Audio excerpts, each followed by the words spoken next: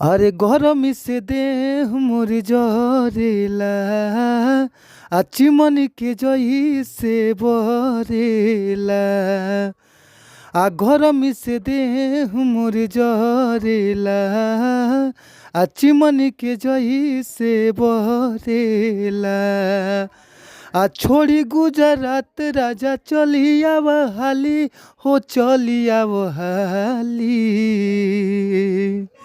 तो खुली रोज बिस्तर पर गिरे काना बाली हमर चूजाता लाली।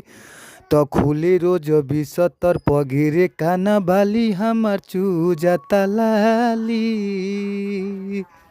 तो जी हाँ ए भैया, आप सब कैसन बानी जाए भैया। और हमारा पूरा विश्वास रहेला कि आप लोग मस्त होखब जा, खुश होखब जा, स्वस्थ होखब जा ए भैया। और हम बानी आप सबके भोजपुरी गायक व गीतकार नीतीश सिंह, और सबके हम एजी से प्रणाम करतनी है भैया। आप लोग अपन आशीर्वाद हमारा ऊपर बनौले रही जा। और रउआ सबके बीच में बहुत ही ज़बरदस्त, बहुत ही लाजवाब, बहुत ही सुंदर हम ई गर्मी स्पेशल ऑर्केस्ट्रा संग लेके आ गइल बानी ए भैया।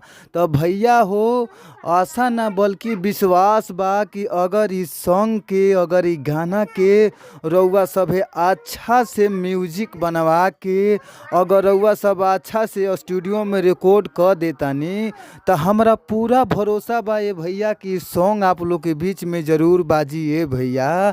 जी हाँ, रउआ सब अच्छा गावत तानी जा, अच्छा बजावत तानी जा, फिर भी रउआ सबके अच्छा मेटर गाना नइखे मिल पावत ए भैया। तो रउआ सबके घबराए के ज़रूरत नइखे ए भैया। अच्छा मेटर पावे खातिर हमारी यूट्यूब चैनल के सब्सक्राइब कर लीजा, जौना यूट्यूब चैनल के नाम बाटे भोजपुरी संगीत लिरिक्स। तो ए भैया हमारी यूट्यूब चैनल के सब्सक्राइब करके घंटी के बेल आइकन दबा लीजिए भैया। काहे से कि अगर रउआ सब घंटी के बेल आइकन दबा ले जा, तो कोनो भी अगर हम वीडियो डालत नहीं तो आप लोग के बीच में सबसे पहले पहुंच जाइए भैया। तो आई जा हमनी के चलल जब अपन मुखड़ा के, और मुखड़ा के भाव का बाटे, कौना भाव में कैसे गावे के बाटे भैया। आई जा सुनी जा, कहे के भाव बाटे। अरे गरमी से देह मोर जरेला आ चिमनी के जई से बरेला। ए गरमी से देह मोर जरेला आ चिमनी के जई से बरेला।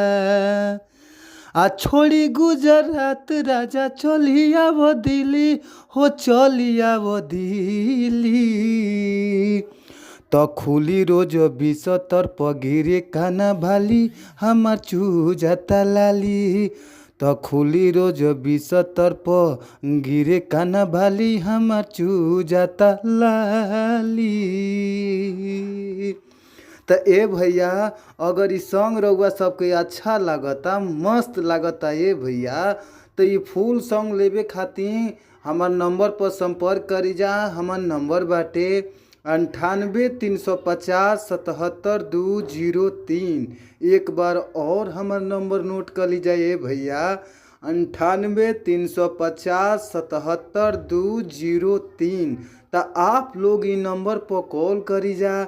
आप लोग ये बहुत ही कम से कम चार्ज में इस सॉन्ग मिल जाइए भैया।